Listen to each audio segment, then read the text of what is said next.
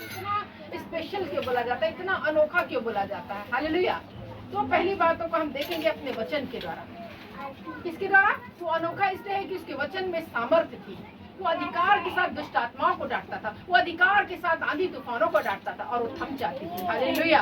हम देखें कि यूहन्ना 7 उसका 46 पद पढ़ेंगे। यूहन्ना की किताब 7 अध्याय उसका 46 पद में लिखा है, कुछ लिखा है पढ़ने में हम देखेंगे क्या लिखा हुआ इसमें, कितने वचन में कितनी सामर्थ्य, कैसे अपने वचन के द्वारा वो अनोखा था, इसको हम पढ़ने पाएंगे। 46 7 का 46 यूहन्ना 7।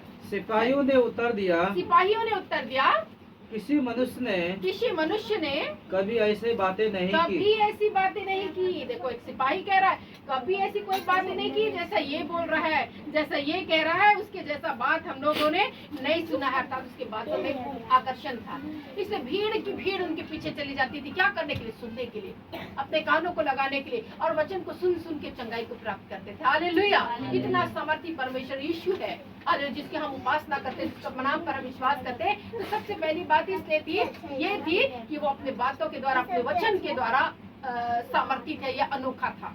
वो सिपाही भी बोल रहे, गवाही दे रहे हैं कि ऐसी बात आज तक हमने किसी मनुष्य में नहीं देखी जो इतना अच्छा बात को बोलता है। हालेलुया। जब हम देखते हैं कि वो आंधी तूफान, मरकुस रचित सुसमाचार 4 अध्याय उसका 39 में हम देखेंगे, तो यहाँ पे आंधी तूफानों के बारे में हम देखते हैं। आंधी जब प्रभु यीशु मसीह नाव में सो रहे थे, वो कहानी हमको याद है ना, नाव में पिछले खंड में निचले खंड में सो रहे थे, क्या हुई? आंधी तूफान आ गई, ऐसा लगा मानो पूरे शिष्य लोग डूब के मर जाएंगे, उतना आंधी तूफान था। लेकिन यहाँ पे हम देखते हैं आंधी तूफान आने के बावजूद भी प्रभु यीशु मसीह ने क्या किया? आंधी तूफानों को डांटा और वो थम गए। हालेलुया। सब बोलने लगे ये कैसा मनुष्य है, ये कौन है जो आंधी तूफान की बातों को सुनता है? कितनी शब्दों में पावर है। हालेलुया। ऐसे वचनों के द्वारा वो जाना गया कि वो अनोखा है, वो सचमुच में परमेश्वर का पुत्र है। हालेलुया। कह सकते लोगों ने कहा कि वो सिपाही ने कहा ये सचमुच में परमेश्वर का पुत्र है, क्योंकि ये जैसा बात बोलता ना वैसा कोई बात नहीं बोल सकता। हालेलुया। तो इस प्रकार से हम देखते हैं कि वो ऐसा बात को बोलता था। सूखे अंग वाला व्यक्ति जो है वो उसको चंगा किया प्रभु यीशु मसीह ने। क्या किया? वो सूखे अंग वाला जो व्यक्ति था, लकवे का रोगी था, प्रभु यीशु मसीह ने उसको चंगा कर दिया। क्या बोला? उठ अपनी खाट उठा और चला जा। ये था उसके शब्दों में पावर था, अपनी खाट उठा और चला जा। इसी प्रकार से हम देखेंगे यूहन्ना 5 उसका 8 पद, यूहन्ना 5 उसका 8 पद, इसमें क्या लिखा हुआ है हम देखेंगे। तो क्या लिखा हुआ है? यीशु ने उससे कहा उठ अपनी खाट उठा और चल जा। जब वो शब्द बोल रहा है किसको? 38 वर्ष के रोगी का उठ अपनी खाट उठा चल। फिर वो 38 वर्ष का रोगी क्या था? वो 38 वर्ष के रोगी के पास एक कुंड था, वो कुंड के पास था। कौन सा कुंड था? एक आश्चर्यजनक वाला कुंड था, एक आश्चर्य कर्म करने वाला कुंड था। वहाँ स्वर्गदूत पानी को हिलाया करते थे और वो पानी में जो भी ऐसे पानी हिलता था वो कोई ना कोई जो भी कूदता था, चाहे वो लगड़ा हो, अंधा हो, लूला हो, कोई भी बीमारी क्यों ना, चाहे कैंसर हो, चाहे कोई एड्स हो, चाहे कोई भी, मतलब इस संसार में जितना बीमारी, कोई भी बीमारी हो, वो उसमें कूदा और वो चंगा हो जाता था। हालेलुया। ऐसा सामर्थ्य वो कुंड, बैतसुदा का कुंड के पास वो 38 वर्ष का रोगी रहता था और 38 वर्ष का रोगी वहाँ पे इंतजार करता था कि काश मैं भी यहाँ से उतर जाऊंगा तो मैं भी एक दिन चंगाई को प्राप्त करूंगा। लेकिन वो इतना निर्बल था, इतना कमजोर हो चुका था 38 वर्ष से रोगी होकर कि वो जा नहीं पाता था। उसके जाने से पहले वो लोग जो है वो कूद जाते थे। बेचारा पहुंचा ही रहता था कि दूसरे लोग कुछ जाते थे। उसके पास कोई सेवक भी नहीं था, कुछ दास भी नहीं थे जो उसको जल्दी से फेंक देते। पहले सबसे फर्स्ट उसमें ये नियम था कि जो पहला इस कुंड में उतरेगा वो चंगा हो जाएगा। इतना सामर्थी, इतना आश्चर्य करने वाला कुंड के पास वो आदमी रह के भी चंगा नहीं हुआ। हालेलुया। चंगा नहीं हुआ। लेकिन यीशु मसीह ने कहा, क्या कहा? उठ अपनी खाट उठा और चला जा। इतने दिनों से तुम सोए हुए हो अपने खाट में, अब उठो, इस खाट को उठाओ। अब जरूरत नहीं है यहाँ सोने का, वो कुंड का जरूरत नहीं है, क्योंकि मैं हूँ। हालेलुया। चंगा करने वाला प्रभु। हालेलुया। ये चंगा करने वाला प्रभु ने बोला उठ अपनी खाट उठा और चला जा। तो यहाँ पे हम देखते हैं उठ अपनी खाट उठा और चलता बन। तो ये है हमारा प्रभु। अनोखा है कि नहीं? कितना अनोखा है ना, जो 38 वर्ष का रोगी सब है उसके पास, लेकिन फिर भी प्रभु यीशु मसीह को आना पड़ा और उस 38 वर्ष के रोगी को प्रभु ने बोला उठ अपनी खाट उठा और चला। हालेलुया। ये है प्रभु की सामर्थ। हमको याद है यूहन्ना 11 उसका 43 पद पढ़ेंगे। यूहन्ना की किताब 11 अध्याय उसका 43 पद। यहाँ पे क्या लिखा हुआ है उसमें हम देखेंगे एक व्यक्ति के बारे में जो कुछ है, हम जल्दी से पढ़ेंगे। जल्दी 11 उसका 43 यह कहकर उसने बड़े शब्द से पुकारा, हे लाजर निकला। हालेलुया। 4 दिन का मुर्दा अंदर बंद है, कहाँ? कब्र के अंदर। उसको पूरा लपेट के, जब मर गया था तो वहाँ का रीति रिवाज था कि मसाला बॉडी में, शरीर में, मरा हुआ बॉडी में, लाश में लगाकर उसको पूरा कपड़े से पूरा लपेट के वो कब्र के अंदर बंद करके रख देते, पत्थर का कब्र। लेकिन यहाँ पे प्रभु का वचन कहता है यूहन्ना 11 उसका 43 में प्रभु यीशु मसीह उस कब्र के बाहर जाकर बोले, लाजर तू बाहर निकला। वो 4 दिन का मरा मुर्दा बाहर आ गया। हालेलुया। सचमुच में हमारा यीशु अनोखा है। उसके शब्दों में पावर था, उसके शब्दों में शक्तियाँ थी, और हम बोल सकते हैं हमारा यीशु निश्चय अनोखा है। बोलिए यीशु मसीह मेरा अनोखा है।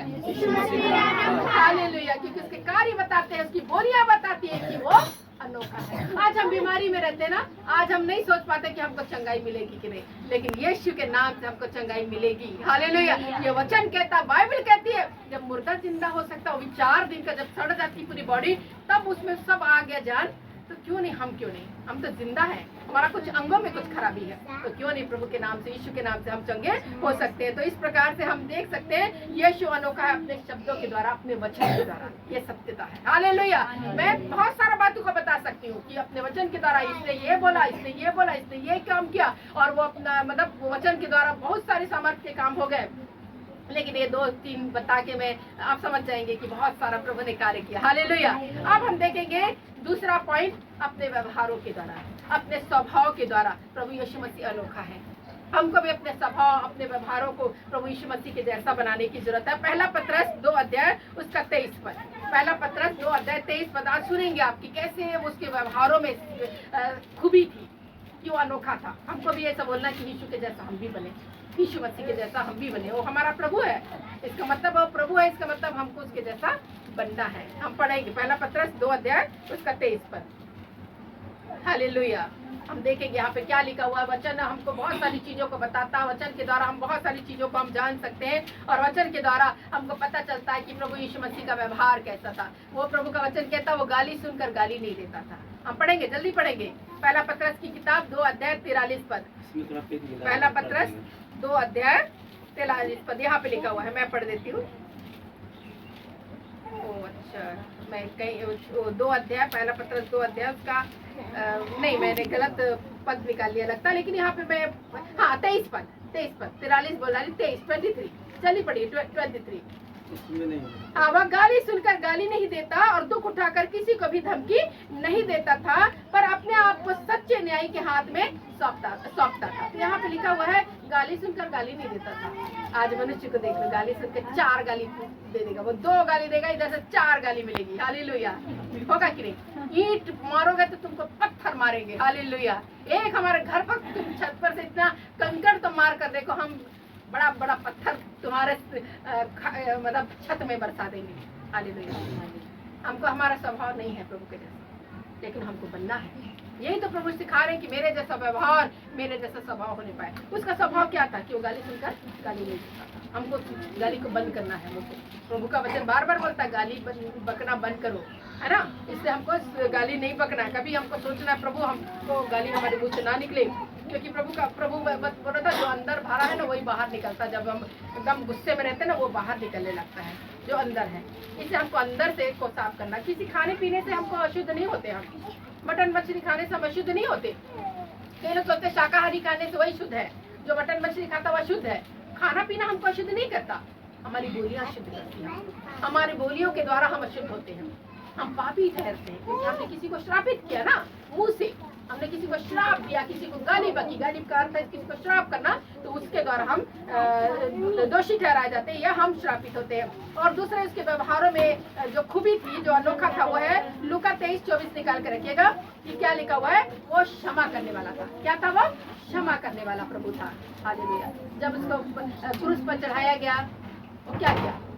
जब उसको मार रहे थे, जब उसको कोड़े मारा जा रहा था, पिलातुस ने उसको कोड़े मारने की सजा दी। हाँ, उसको लहूलुहान पीट था, हाथों में कीले ठोक रहे थे, पैरों में कीले ठोक रहे थे। क्या उसने कुछ गाली बकी? क्या उसने कुछ श्राप किया? वो तो परमेश्वर का पुत्र था। बोलता आग बरस, इनको भस्म कर दो।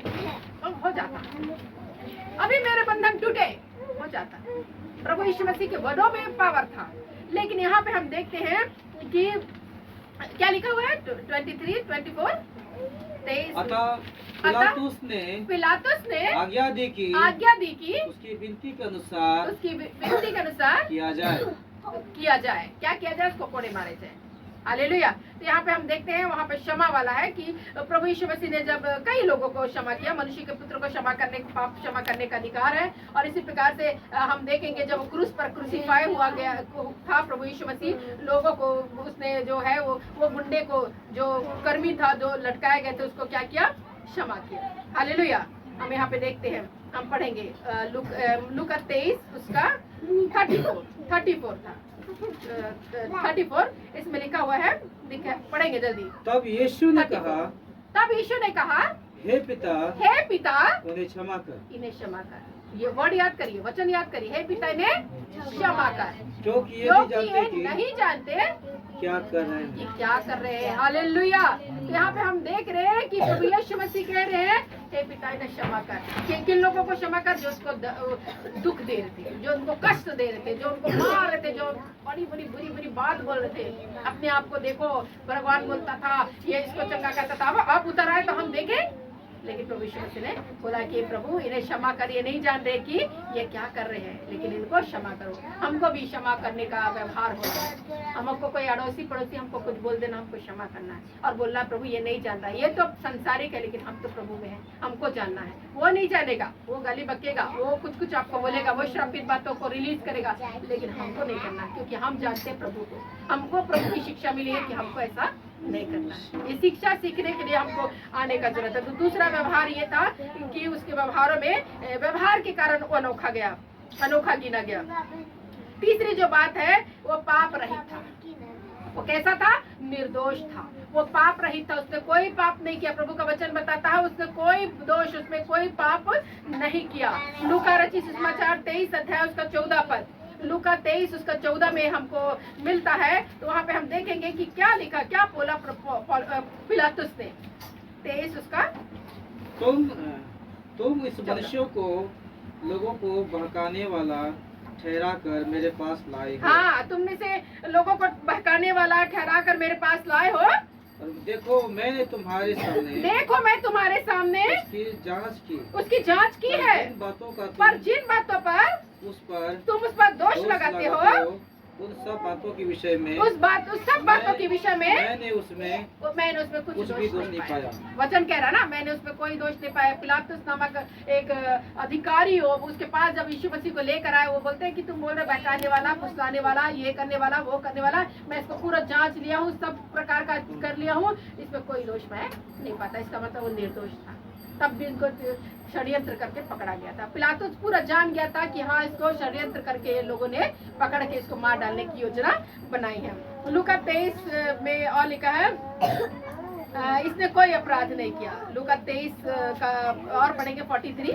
तो यहाँ पे हम देखेंगे कि यहाँ पे फिर से लिखा हुआ है कि उसमें कोई दोष नहीं है।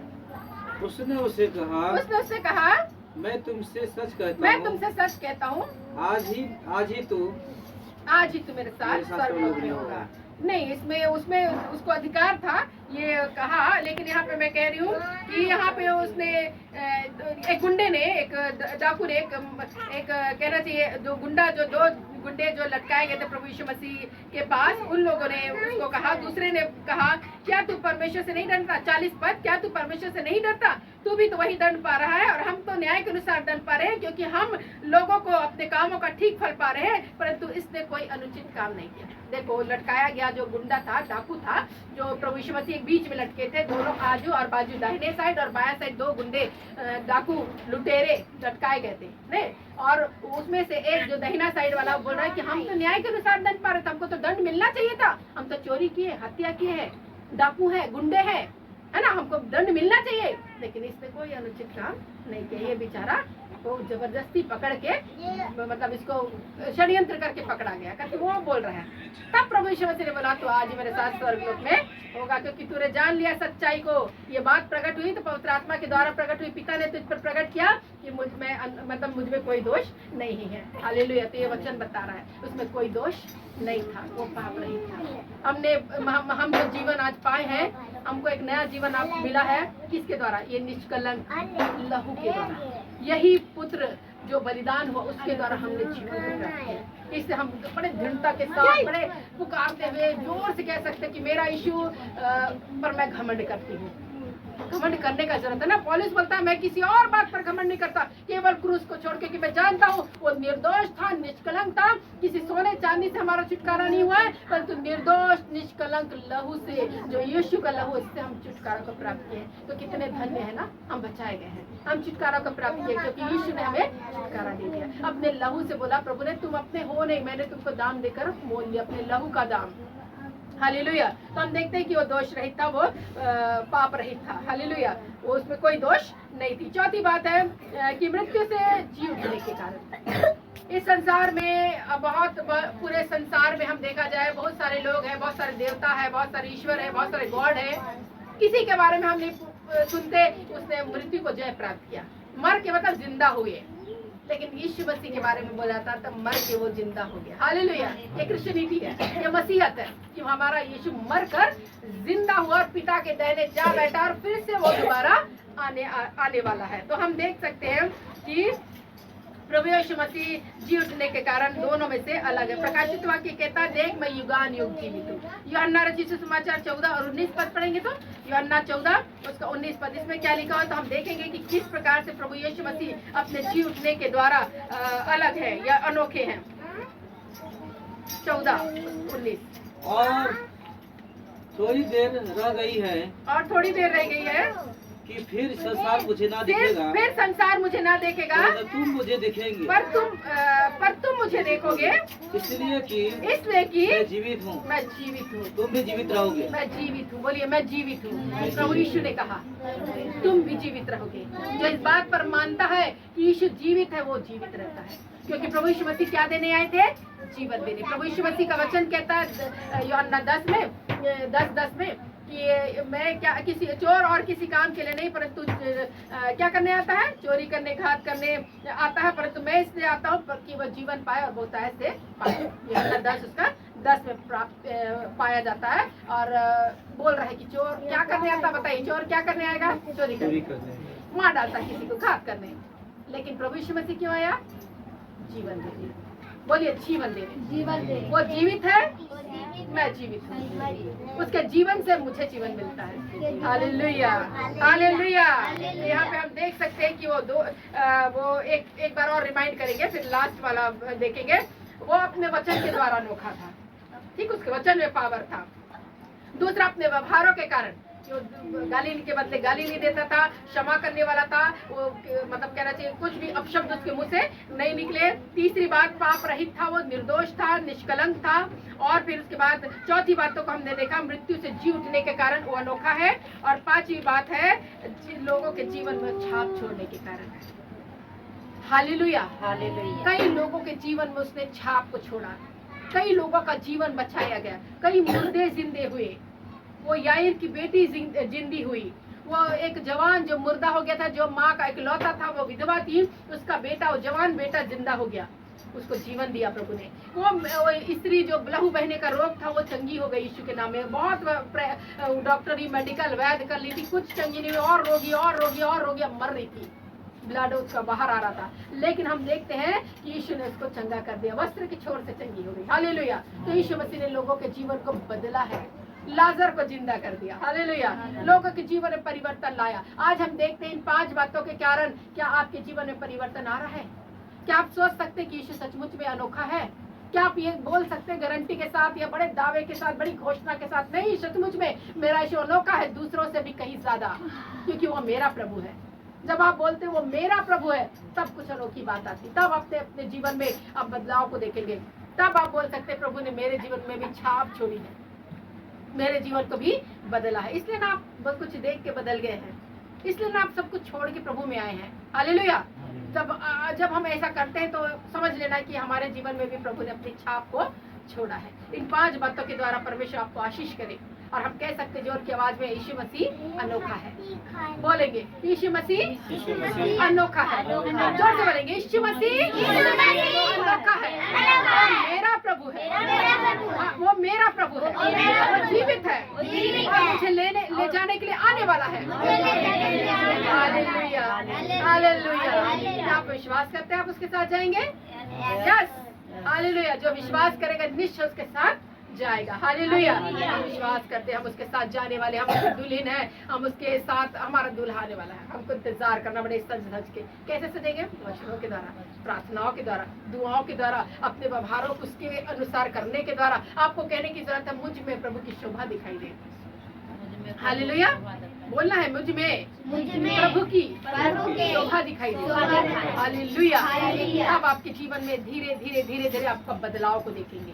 हो सकता है आप बहुत मतलब लड़ने झगड़ने वाले होंगे, आप धीरे धीरे उस चीज से हट जाएंगे। सब लोग बोलेंगे अरे बहुत इसका जीवन पहले ऐसा था, लेकिन प्रभु में आने पर इसका जीवन ऐसा हुआ। हालेलुया। तो कई बार हम घर में बहुत बड़बड़ करते हैं, हम वो बड़बड़ाना बंद कर देंगे। हालेलुया। कुछ अलग चीज हम देखेंगे। हालेलुया। हम विनती प्रार्थना करने वाले होंगे। हम जो है दूसरे लोगों के लिए आशीष का कारण होंगे। दूसरे खोजते ढूंढते आएंगे हमारे घर में कि ये लोग प्रार्थना करते हैं, इनके हाथों के द्वारा चमत्कार होते, प्रभु यीशु के नाम से जिस ईश्वर को मानते हैं उसके द्वारा ये लोग प्रार्थना करते हैं, चंगे होते हैं लोग, आशीष मिलती है उनको। तो आपको ढूंढेंगे, खोजेंगे। यदि आप अपने जीवन में ऐसा चाहते हैं, आप घुटने में आएंगे ताकि हम प्रार्थना करें। आप घुटने में आकर बोलिए प्रभु मेरा स्वभाव आपके जैसा बदलना है, आज मेरे जीवन में परिवर्तन आना है। हालेलुया। वो प्रभु तो आप अपने वचन के द्वारा सामर्थ्य बने। आज मेरे वचनों को, मेरे मुखों को छुइए। मेरा मुंह अशुद्ध है, परंतु आप मुझे एक अच्छा बोलने वाला, एक अनुग्रह का वचन बोलने वाला सामर्थ्य बनाइए। बोलिए आप मेरे वचन को, मेरे मुखों को आशीष दीजिए, मेरे अशुद्ध होठों को छू लीजिए ताकि उससे आशीषित बातें निकले। मुझे अपने जैसा व्यवहार बनाइए, मेरे स्वभाव में आपकी स्वभाव दिखाई दे। हालेलुया। ऐसा बोलने की जरूरत है। ओ प्रभु आप अनोखे थे, पृथ्वी पर आपने जय प्राप्त की। मैं आपके नाम पर विश्वास करती हूँ या करता हूँ। हालेलुया। आप जीवित हैं, इस बात पर मुझे विश्वास है। आप मुझे ले जाने आने वाले हैं, मैं इस बात पर विश्वास करती हूँ। ये सब बातों को बोलना है, प्रोक्लेम करना है। मुझे बदलाव चाहिए प्रभु, मुझ में अपनी छाप आपने छोड़ रखी है। आज के दिन, आज के समय में बदलाव को प्राप्त करूँ, मैं बदलाव को प्राप्त करूँ। इस प्रकार की बातों को बोल के प्रार्थना कीजिए, इस प्रकार की बातों को बोलकर प्रार्थना कीजिए। आप अपने जीवन में चंगाई, छुटकारे को, आशीष को प्राप्त करेंगे, बदलाव को प्राप्त करेंगे। प्रभु आपके जीवन में अद्भुत काम को करेगा। ये समय, ये घड़ी आपके जीवन में है। ये समय, ये घड़ी आपके जीवन में है कि आप छोटी सी प्रार्थना को प्रभु के सामने करें। एक छोटी सी प्रार्थना जब यीशु के नाम में हम पुकार कर कहते हैं, हमारे जीवन में एक बदलाव को हम देखते हैं, एक उजाले को देखते हैं, पवित्र आत्मा की सामर्थ को, पवित्र आत्मा के काम को हम देखते हैं। आज आप चाहते हैं पवित्र आत्मा आपके जीवन में काम करे, आप पुकारे प्रभु को, आप पुकारे ताकि प्रभु आपके जीवन में काम करे। आप जब तक अपने दिल का दरवाजा खोलेंगे नहीं, प्रभु अंदर नहीं आएगा। वो कहता है कि मैं तेरे दिल के द्वार को खटखटा रहा हूँ, जो कोई भी मेरा शब्द सुनकर द्वार को खोलेगा, मैं उसके भीतर आऊंगा और वो मेरे साथ भोजन करेगा, मैं उसके साथ भोजन करूंगा। आप यदि चाहते हैं अपने हृदय में प्रभु यीशु मसीह को पुकारना, आप खुद अपने मुख से पुकारिए, आप खुद अपने मुख से पुकारिए ताकि आपके जीवन में अद्भुत कार्य हो सके। हालेलुया।